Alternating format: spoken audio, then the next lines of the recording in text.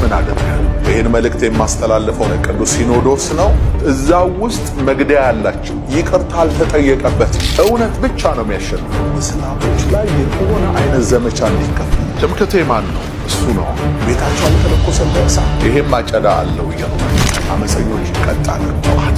ይሄ ሐሳብ ነው ወንጀል ሆኖ ይሄንን ደግሞ እየቆረጥክ አዳርሰው። ለነሱ የሀገር ገጽታ ስለሚባል የሞቱ ሰዎች መቀበር አለባቸው የሚል ነው። እኔ ደግሞ አይደለም። ግን ሰላማዊ ሰልፍ መውጣት ሊሆን መጠየቅ እኮ መብት ነው። ቢያንስ ያው ባንናገርም እንሞታለን።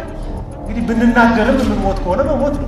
ከላይ ተቀምጣችሁ ነዋያታችሁንና ቢዝነሳችሁን ብቻ እየሰራችሁ የምትገኙ ዝምታን የመረጣችሁ ሊቃነ ጳጳሳት እማምላክ ወላዲት አምላክ ተፋረዳችሁ። አባቶቻችን በክብራቸው ይቀመጡ። የሚጠይቃቸው አምላክ ይጠይቃቸዋል። በወንበራቸው የሚዘብቱትን ወንበራቸው ለፖለቲካ ሐሳብ የሸጡትን እግዚአብሔር ይጠይቃቸዋል። በምድር ምን ጠይቃቸው ግን እንደ ልጅ አናቆም። ያንን ጥያቄ ብፁዕ አባታችን ምን ይሄን አላሉ ምን ጠይቃለን? አለቀ።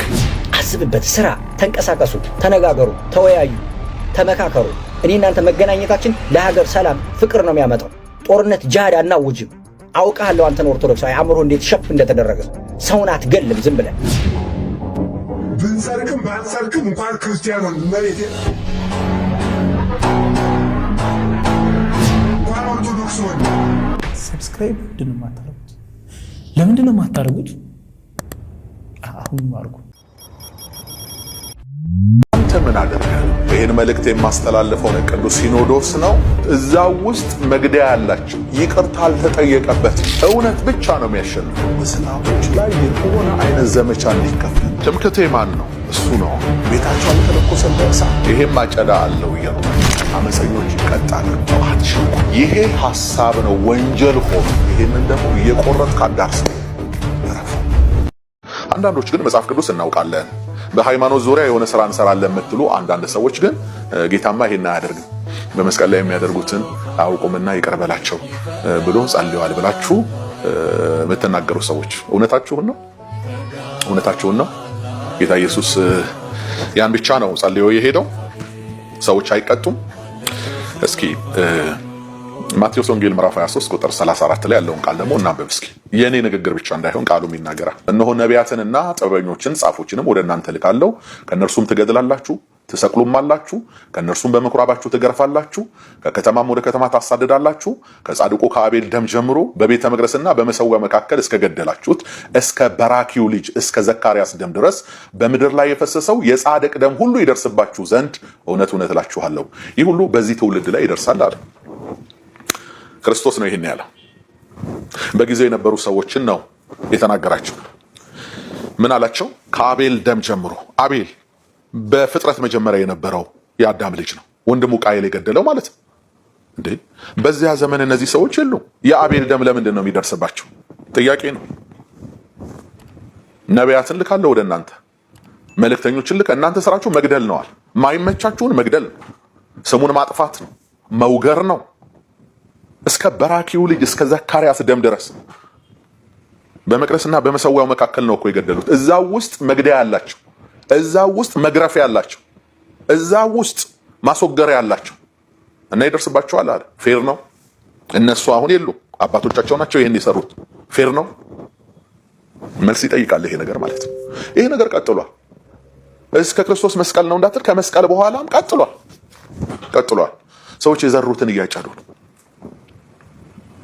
የቤተ ክርስቲያን ታሪክ ውስጥ በመጽሐፍ ቅዱስ ውስጥ እጅ በእጅ በስጋ የሚዘሩትን ከስጋ መበስበስ እያጨዱ አይተናልና አይ እግዚአብሔር አይፈርድም የምትሉ ሰዎች ካላችሁ እኔ ይፈርዳል ነው ብለው መዝሙሩን እየዘመራችሁት አይደል እንዴ? እግዚአብሔር አለ በዙፋኑ ይፈርዳል አይፈርድም አትበሉ የሚለውን እኮ እየዘመራችሁ። የማን መዝሙር ይሆን እሱ? መዝሙር ልቤን የሚነካኝ መዝሙር ነው የምትዘምሩት። እና ይፈርዳል፣ እግዚአብሔር ይፈርዳል ወዳጆቼ። አመፀኞች ይቀጣሉ። ደም ያፈሰሰ ደሙ ይፈሳል፣ ያቃጠለ ይቃጠላል። የእግዚአብሔርን ቃል አይ ወይ ደግሞ እንደ እግዚአብሔር ባሮች እንደ አገልጋዮች አልቆጠራችሁ። ይሄ የእናንተ አመለካከት ነው። እኔ ግን አምኜ እኮ ነው የወጣሁት። ራሴን አልጠራጠረውም። እግዚአብሔር ልኮኝ ነው የወጣሁት። የቃሉ አገልጋይ ነኝ፣ የመንግስቱ አገልጋይ ነኝ። ዘመኔን የተመንኩለት እውነት ነው። ይሄን አቃጥለ እኔ ምንም ባላደርግ የላከኝ ጌታ ደግሞ የሚሰራው ነገር እንዳለ እኔ አምናለሁ፣ ይገባኛል። ወይስ አሜሪካን በእሳት ስትነድ ብቻ ነው በኃጢአቷ የምትነደው? ሌሎቹ በጎርፍ ሲጥለቀለቁ ነው በአመጻቸው እየተባለ የሚፈረድባቸው። ነጮችን ብቻ ነው የሚቀጣው፣ እኛን አይቀጣም። እኛ ምንም አላደረግንም፣ እኛ ምንም አልሰራንም። ወዳጆቼ እንደዚህ አይነት ጆክ አይሰራም። በዚህ መቼም ቢሆን አልጸጸትም ወዳጆች፣ መቼም ቢሆን ማለት ነው። አመፀኞችን ንስሐ ግቡ እና ይህን አስመልክቶ ነው ሻሸመኔ ያልኩት። ሻሸመኔ ያልኩ እንጂ አርሲ ነገሌ አላልኩም። ሻሸመኔና አርሲ ነገሌ የተለያዩ ሀገሮች ናቸው። ወይስ አርሲ የሻሸመኔ ዋና ከተማ ሆናለች? ከ8 ወር በፊት ያስተላለፍኩትን መልእክት አርሲ ላይ ጠብቀህ ያመጣው ማለት ነው። እኔ ሻሸመኔ ላይ የሆነ ነገር ተፈጥሮ ብታመጣው ምንም አይመስለኝም። አርሲ ላይ ወስደ ያስገባው ምን አስበህ? ለጊዜው አልተሳካም። ለምንድን ነው ያልተሳካ? እውነት የላችሁ። እውነት ያልያዙ ሰዎች ደግሞ ቢያለቅሱ አስከሬን አስቀምጠው ጸጉራቸውን ቢነጩም ጥቁር ቢለብሱ አያሸንፉ። እውነት ነው የሚያሸንፈው። እውነት ብቻ ነው የሚያሸንፈው። እና ከከሰሳችሁ በእውነት ክሰሱ። ፍትህ ከጠየቃችሁ በእውነት ጠይቁ እንጂ የጎጃምን ጥያቄ ለመመለስ አርሲ ላይ መተ የሆነ ነገር መስራት የለብህም። ይሄ ትክክል አይደለም ማለት ነው። ይሄ ሲመለስ ደግሞ አንዳንዶቹ እሺ ሻሸመኔ ህዝብ ይሆን ይላሉ። መጀመሪያ ላይ ሻሸመኔ ብትል እመልስልህ ነበር። አሁን የአርሲው ትክክል እንዳልሆነ ለአርሲ እንዳልተናገሩ ሲገባ ነው እንዴ አሁን አርፍደህ የምትጠይቀኝ? የመጀመሪያዎቹ ሰዎች በደፈናው እግዚአብሔር ይሄን አያረግም የሚሉ ናቸው። እኔ ደግሞ እግዚአብሔር የፍትህ አምላክ ነው ብዬ ነው የማምነው። ይህን መልእክት የማስተላልፈው ቅዱስ ሲኖዶስ ነው።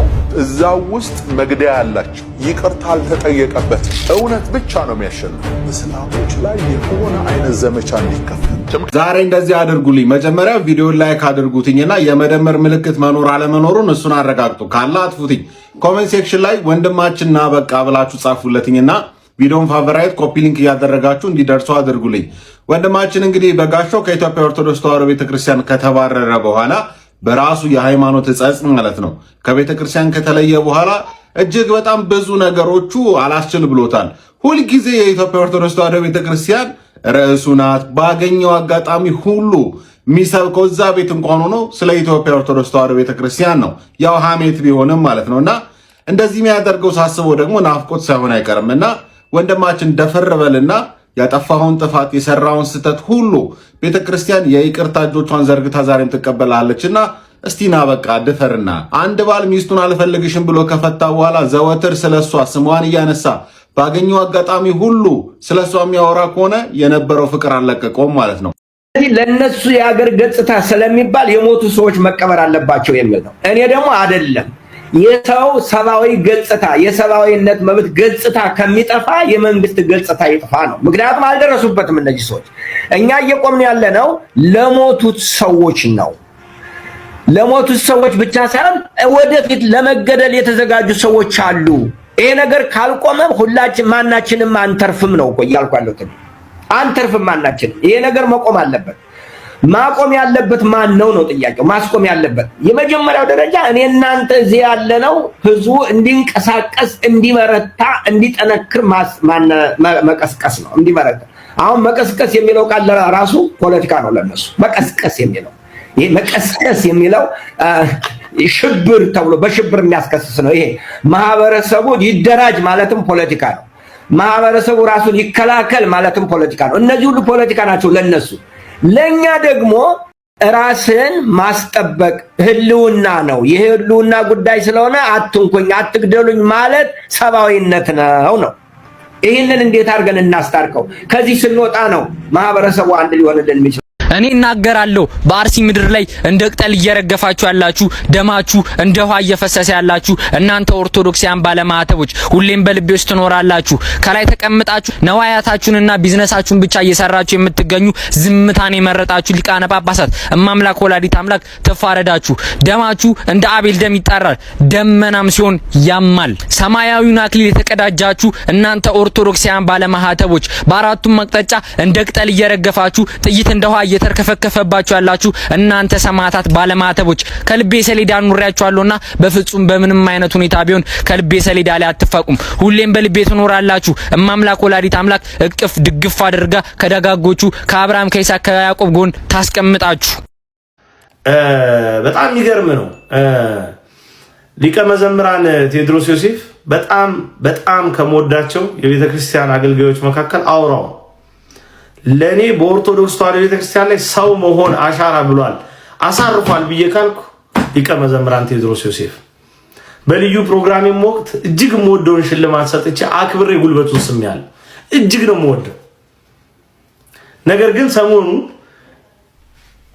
ትንሽ ቂጥቂጥ አድርጎ የተናገረው ንግግር በጣም ጎጂ ሆኖ እንዳየነው ታውቃላችሁ። ከዓመታት በፊት ሊቀ መዘምራን ጮህን እንዳልጮህን ተቆጠረን የሚል ዝማሬ ዘምሮ ሌላ መረ እንደ ቴዲዬ እኮ የዘመረ የለም። በዚህ ጉዳይ በእንደዚህ አይነት ጥቃቶቻችን ዙሪያ ስንቶቻችንን ያስለቀሱ መዝሙራት ዘምሯል። አላውቅም ሊቀ መዘምራን ሞታችንን ለምዶት ከሆነ ከተገደሉ የኦርቶዶክሳውያን ደም ይልቅ ስልጣን ቀድሞበት ያን ንግግር የተናገረው አላውቅም። በንግግሩ መሃል ጠብቄ ነበር እንደው ስቶት ያንን የ4 ዓመት ሕፃን ልጅ ያስበዋል ብዬ እንደው ያንን እናቴን ጡት አጥቢኝ ራበኝ እያለ የሞተችበትን ሕፃን ያነሳዋል ብዬ በጣም ናፍቆቱ ነበር። ነገር ግን ያ ሆኖ አላየሁትም። በጣም ያሳዝናል። አገልጋዮችን ለመተቸት የበላዮቻችንን እንደው አውርደን ለመጣል ምናምን የምትጽፉ ሰዎችንም ያለው ትንሽ ጥንቃቄ ቢኖርበት ጥሩ ነው። ንግግር ውስጥ ስተታል በጣም በርካታ ስተት ተፈጥሯል። ትልልቅ ሊቃውንትም ጭምር ሐሳብ ሰጥተውበታል። አንዳንዴ አለመናገር ይሻላል። ከተናገራችሁ ወይ በደንብ ተናገሩ፣ ካልተናገራችሁ ዝም በሉ። ይሄው ያለበለዚያ ግን እናንተ በምትናገሩት ንግግር የበለጠ እንቆረፍዳል። እንመጣና እናንተን ስም በመጥፎ እናነሳሳለን። ያኔ ምን ይመጣል? በቃ አለመተማመን ይመጣል። ትተናል። እንደውም በጣም እንደው ታዝባችኋል እንዴ? ሲጀምር አካባቢ ነው እንደውም በዲያቆን ፋሲካው በጣም ጠንከር ያለ ትችት ይሰጥ ነበር። ከዛ ግን ጋብ ብለን አይደለም በቃ አባቶች አልተናገሩም፣ በቃ አልተናገሩም። እኛ ያለን አቅም ምንድነው? ይሄ አቅም አለ። በዚህ አቅማችን እንጓዝ አለቀ። የአባቶችን ስም በተለይ የመንገድ ያነሳ የለም። አላውቅም። ይሄን የምታራግቡ ለቤተክርስቲያን ቀና የነበራችሁ ገጾች ይሄን እንትን ብላችሁ ምን አይታችሁ ነው? ኮሜንት አንብበ ኮሜንት ይዘህ ትልቅ ፔጅ ላይ ተዘግባለህ እንዴ? ኮሜንት እኮ ማንም የአርቲ ቡርቲው ምናምን የሚጽፍበትም ጭምር ኮሜንት የኦርቶዶክሳውያን ሐሳብ መሆን አይችልም። በኮሜንት ላይ የሆኑን አባት እንደው አብጠልጥሎ ስለጻፈ ወይም አንድ በቃ ፕሮፋይል ፒክቸሩን የቤተክርስቲያን ያደረገ ሰው ብፁዕ አቡነ ገሌን አባ ገሌ ማነው አቶ ገሌ እያለ ስለጻፈ ያ ነገር ተወርቶ እንዲደምቅ ታደርጋለህ እንዴ? ሌላው እውነት እዚህ ጋር ቁጭ ብሎ የሚቀድመው ይቅደም፣ የሚከተለው ይከተል። አባቶቻችን በክብራቸው ይቀመጡ። የሚጠይቃቸው አምላክ ይጠይቃቸዋል። በወንበራቸው የሚዘብቱትን ወንበራቸውን ለፖለቲካ ሐሳብ የሸጡትን እግዚአብሔር ይጠይቃቸዋል። በምድር ምን ጠይቃቸው ግን እንደ ልጅ አናቆም። ያንን ጥያቄ ብፁዕ አባታችን ምን ይሄን አላሉ ምን ጠይቃለን? አለቀ። ይሄ ያለውን የጀርባ ድራማ የቤተ ክህነት ግሳንግስ አይተነው ጥርቅት ብለን ጠግበን አንዳንዴ ለማን ነው የምትናገሩት? ይሄ ለማን ነው ይሄን መልእክት የማስተላልፈው የሚለውን ወቁ። ሳታውቅ አሁን ዝም ብለህ ቲክቶክ ላይ መተህ ሽርፍራፊ ገንዘብ ለመሰብሰብ ትላለህ እንዴ? የትኛው ገንዘብ ነው ቲክቶክ ላይ የሚገኘው? ምንድነው የሚገኘው? እዚህ ንገሩኝ እስቲ። ይሄን ላይ ቁጭ ብለን ጨርሰናል። መጨረሻ ላይ ምንድነው የሚገኘው? ይሄ አንድ ኮይን የሚሰጠው እኮ ለቲክቶኩ ግብር ነው። ለዚህ ለቴዶ ዘሩፌል ጠብ የሚልለት ነገር የለም። በቲክቶክ የሚገኝ 5 ሳንቲም የለም። በእንደዚህ አይነት ትግሎች ውስጥ የሚመጣ አንድ ነገር የለም። የግል ስራችንን ምን አንፈጥረን ካልሆነ በስተቀር ለዛ ደግሞ ምንም አያስፈልገው። መዝሙር በቂ በቃ አለቀ። አሁን ህዝብ ልብ ውስጥ ገብተናል እኮ ምን ያንጫጫኛል ታዲያ? ዝም ብዬ የሆነ መዝሙር እየመጣው አላጨበጭብልህም እንዴ? ከድሮ የዘርፌ ከአዲሱ ደግሞ የብስራትን እያሩኩ እንትን አልልም። ምን ችግር አለ? ትሬንድ የሆነ ነገር መስራት እኮ ማንም አይከብደው። እና አንዳንዴ ሁኔታዎችን ካለመረዳት የሚሰጡ ሐሳቦች እውነትን ያጨልማሉ፣ እውነትን ያደበዛሉ። ሰላማዊ ሰልፍ መውጣት ሊሆን ይችላል። መጠየቅ እኮ መብት ነው። ቢያንስ ያው ባንናገርም እንሞታለን። እንግዲህ ብንናገርም የምንሞት ከሆነ መሞት ነው። ብፁዓን አባቶቻችን ለአንድ ሱባኤ ገዳማት ገብታችሁ የሆነ ደብረ ሊባኖስ ይሁን ምን እንደው እየየ ብትሉ ምን አለ ለዚች ሀገር ነው። ቤተክርስቲያን ከፈተና ያረፈችበት ጊዜ ባይኖርም አሁን እየደረሰ ያለው ግን ወደር የማይገኝለትና ቃላት ሊገልጹት የማይችሉት ግፍ ነው በቤተክርስቲያን ላይ እየደረሰ ያለው። ትላንትና ጎንደር ነበር፣ ዛሬ ቀጠለ ሶማሌ ሄደ ተባለ፣ ቀጠለ ደቡብ ሄደ ተባለ፣ ቀጠለ ነገ የትኛው ነው ባለተራው? የሞቱን ጽዋ የሚያነሳው ካህን የትኛው ነው? ስለዚህ በጣም የመንፈሳዊነት እጦታችን አስቸጋሪ አድርጎታል። የአብያተ ክርስቲያናት መቃጠል፣ የካህናትና ምዕመናን የግፍ አገዳደል በሰማዕትነት ማለፍ፣ ስደት፣ የንዋየ ቅድሳትና የምዕመናን ሀብትና ንብረት ዘረፋ ይህንን አስመልክቶ ለመንግስት ተቋማት አቤት ሲባል ሰሚ ማጣት የዕለት ተዕለት ክስተት ሆኗል። ካህናት አይናቸውን ወደ ፀሐይ ዘርግተው አይናቸው እንዲጠፋ ፀሐይ ተመልከቱ እያሉ ይደበደቡ ነበር። ሰው ተዘቅዝቆ ተሰቀለ። ሰው ከነ ህይወቱ ተቃጠለ። እኛ እዚህ እየተነጋገር የሚያለቅሱ ካህናት አሉ ታቦታቸውን ይዘው። አንዳንዶቹም ታቦታቶቻቸውና ንዋየ ቅድሳቶቻቸው ስላልተቃጠሉ እየየ እኔ ብደድ የሚሉ ደግሞ አሉ። እንደዚህ በደሎችና ግፎች ውስጣዊ ችግሮቻችንን ፈተን በአንድነት ለቤተ ክርስቲያን ቆመን እንዳንታገል አድርገውናል። ችግሩ እየቦረቦረንና ሳንኖር ያለን መስሎን የሚታየንና ችግር የለም የምንል ከሆነ ግን የቤተ ክርስቲያንን የቁልቁለት መንገድ ከማፋጠን ውጪ ለራሳችንም ሆነ ለእናት ቤተ ክርስቲያን የምናስብ ልንሆን አንችልም። ከመንግስት አካላት ጋር ውይይት ማድረግና ተናቦ መስራት የማይቻል ከሆነ መሞገት፣ ሎቢ በማድረግ ሊሆን ይችላል። ኢቭን ሰላማዊ ሰልፍ መውጣትም ሊሆን ይችላል። መጠየቅ እኮ መብት ነው። እንዳይከፋቸው ከሌ ብለን እኮ መቀመጥ የለብን። መብታችንን ቢያንስ ያው ባንናገርም እንሞታለን። እንግዲህ ብንናገርም የምንሞት ከሆነ መሞት ነው።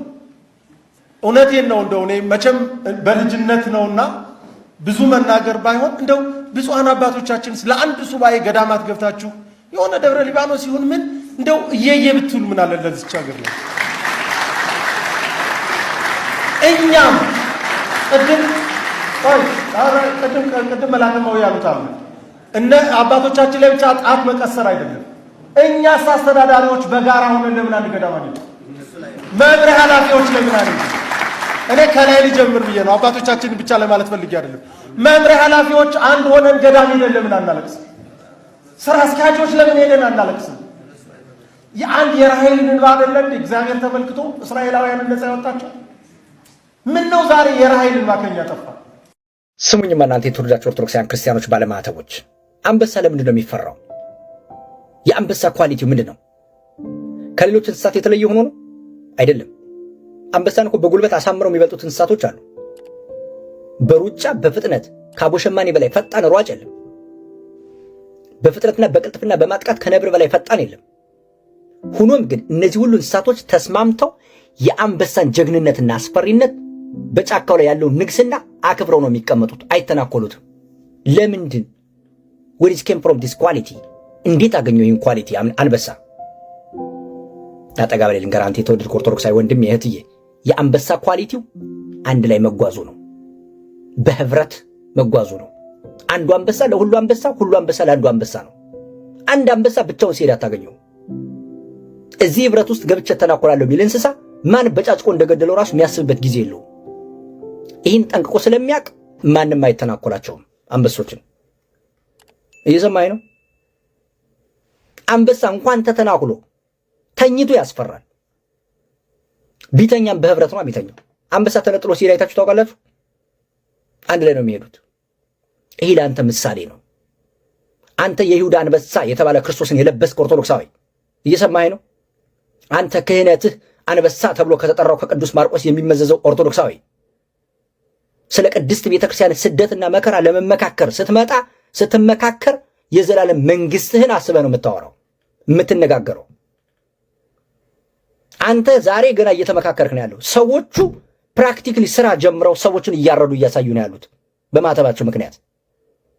ወንድም ባለማተቡ ታርዶ ስታየው እኔ በቦታው ስለሌለው ነው ያልሞትኩት ብለህ ማታምን ከሆነ ይህ ፔን ከሌለ በቤትህ ይመጣል። ይህ ቢለዋ ይህ ተሰልፎ መረሸን በቤትህ ይመጣል። እኔ ስለ ቅድስት ቤተክርስቲያን እንመካከር ብዬ ስጠራ የፖለቲካ ይዘት ያለው ጉዳይ ነው ካልክ የአውሮፓ ድንክ ሆነሃል ማለት ነው። አእምሮ ዲሲቭ ተደርጓል ማለት ነው። እየሰማኸኝ ነው? አባቶች እንደዚህ አልነበሩም። ላስታውስህ፣ በ14ኛው መቶ ክፍለ ዘመን አጼ ዳዊት የኢትዮጵያ ኦርቶዶክስ ተዋሕዶ ቤተክርስቲያን ክርስቲያኖች በሀገር ውስጥ ስደት ኖሮባቸው አይደለም ወደ ግብፅ የዘመተው። በክርስቶስ አንድ ነን፣ ብዙዎች ስንሆን እኛ አንድ ነን፣ እኛ ብልቶች ነን የሚለውን የቅዱስ ጳውሎስን መልእክት ስላነበበ ነው ለግብፅ ክርስቲያኖች 20 ሺህ ወታደር ይዞ የዘመተው። ጦርነት እንኳን አላደረገም። ለግብፁ እስላማዊ አገዛዝ ደብዳቤ ነው የጻፈው። ሀገሩን ላጥፋው ወይስ ምን ይሻላል ያለው? አረ በሰላም እንኖራለን ተከባብረን አለው። በዚህ ስራው ምክንያት ምን ተሰጠው? ዛሬ አውሮፓ ዲሲቭ ያደረገው የአውሮፓ ድንክ የሆነው ፕሮቴስታንቲዝም ተረት ቢለውም በዚህ ምክንያት የግብፅ ክርስቲያኖች ምንድነው ያደረጉት? የክርስቶስን ግማደ መስቀሉን በስጦታ መልክ ሰጡት። ሰማ ያጼ ዘርዓ ያዕቆብን ልንገርህ፣ ያጼ ግላውዲዮስን ልንገርህ ከግራኝ አህመድ ጋር እነዚህ ሰዎች በቃ ኃጢአት ሰርተው ነው የሄዱት። የነሱ መኖርና የነሱ በሰዓቱ መስራት ነው። እናንተ ዛሬ አሐዱ አብ ቅዱስ፣ አሐዱ ወልድ ቅዱስ፣ አሐዱ ውእቱ መንፈስ ቅዱስ ብለን የወጣ ነው ከቤተ ክርስቲያን አገልግለን የምንወጣው። እንደዚህ የተልሞሸሞሸ ኦርቶዶክሳዊ ቤተክርስቲያንን አስቀጥላታለሁ ብሎ የሚያስብ ካለ ስህተት ነው። እኔ እናንተንን ያለናት የግብፅ ኦርቶዶክሳን ክርስቲያኖች ጠፍተው ነበር። ወጣቶቹ ስራ ላይ ስለገቡ ነው ቤተክርስቲያኒቱ የቀጠለችው። ዛሬ መንግስት ፈርቶ ነው የሚይዛቸው፣ ፈርቶ ተንቀጥቅጦ። ምክንያቱም ኮምፕሊትሊ ይቆማል አንድ ኦርቶዶክሳዊ የሆነ ጥቃት ቢደርስበት። ሲስተሙን ዘርግተውት አልቋላ። እኔ እናንተ ዛሬ የምንመካከረው የዛሬ 30 ዓመት ምን ሊሆን ይችላል ብለን ማሰብ ያለብን። ምክንያቱም እንደ ሌሎቹ እኛ የ50 እና የ60 ዓመት እቅድ የለንም። የኔና ያንተ ድምፅ ታፍኖ እንዳይቀር የኔና ያንተ መሰባሰብ ፊት ለፊት የሚያፍኑትን አባቶች ድምፃችን የሚያፍኑትን አባቶች የስራቸውን ክፋት ይገልጠዋል። የኔና ያንተ መገናኘት፣ የኔና ያንተ መሰባሰብ፣ እቺ ቤተክርስቲያንም የኛ ናት ማለታችን ማለት ነው። እየሰማ ነው። ከላይ ተቀምጠው ያሉት ለሞታችን እንኳን ክሬዲት አልሰጡንም። በክርስቶስ ኢየሱስ ስም ተውን እያሉ የሚታረዱትን ሰዎች ኢምንት ናቸው ለነሱ። አይተሃል። ለአንዳት ለእናት ለአባትህ ለወላጆችህ ለእህትህ ያለሃት አንተ ኦርቶዶክሳዊ ነህ። ወጣቱ አዛውንቱ ሕፃኑ ቢታረድ መሮጥ አቅቶት ነው። አንተ ወጣቱ ማንም ጫት ቃሚ ቢገልህ ግን ስለ ክርስቶስ ፍቅር ብላ እንደሚሞትከው ፈርተህ ነው የተገደልከው። ፈርተህ ከወንድም ጋር ከኔ ጋር ብትመካከር ስለ ነገ ብታስብ ሲስተም ብትዘረጋ ግን ማንም ቀና ብሎ አያይህም። አንተ የአባቶቹ ልጅ ነህ። እየሰማኝ ከሆነ ተሰብሰብ፣ በየአጥቢያ ቤተክርስቲያናችሁ ተነጋገሩ። ምንም አይነት የፖለቲካ አመለካከት ሊኖርህ ይችላል። በቅድስት ቤተክርስቲያን ጉዳይ ግን ተመካከር፣ ተናገር። ቁጭ በልና ቤተክርስቲያኔ ማን ነው ሊድ የሚያደርጋት? የትኛው አባት ነው? እዚህ አካባቢ ያሉት ኦርቶዶክሳውያን ንቃተ ህሊናቸው እንዴት ነው?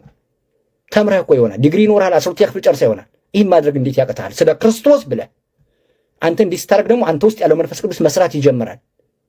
በአንተ ላይ አድሮ ሀገርንም ቤተክርስቲያንንም ያድናል። በቅዱስ በአባታችን በሙሴ አማካኝነት አይደል እንዴ እስራኤላውያን ከ400 ዓመት እስራት በኋላ የወጡት? በጌዲዮን ምክንያት አይደለም እስራኤሎች የወጡት? አስብበት፣ ስራ፣ ተንቀሳቀሱ፣ ተነጋገሩ፣ ተወያዩ፣ ተመካከሩ። እኔ እናንተ መገናኘታችን ለሀገር ሰላም፣ ፍቅር ነው የሚያመጣው። ጦርነት፣ ጂሃድ አናውጅም። አውቃለሁ አንተን ኦርቶዶክሳዊ አእምሮ እንዴት ሸፕ እንደተደረገ። ሰውን አትገልም ዝም ብለህ። ሰላማችሁ ብዝት ይበል። ብንሰርቅም ባንሰርቅም እንኳን ክርስቲያኑን መሬት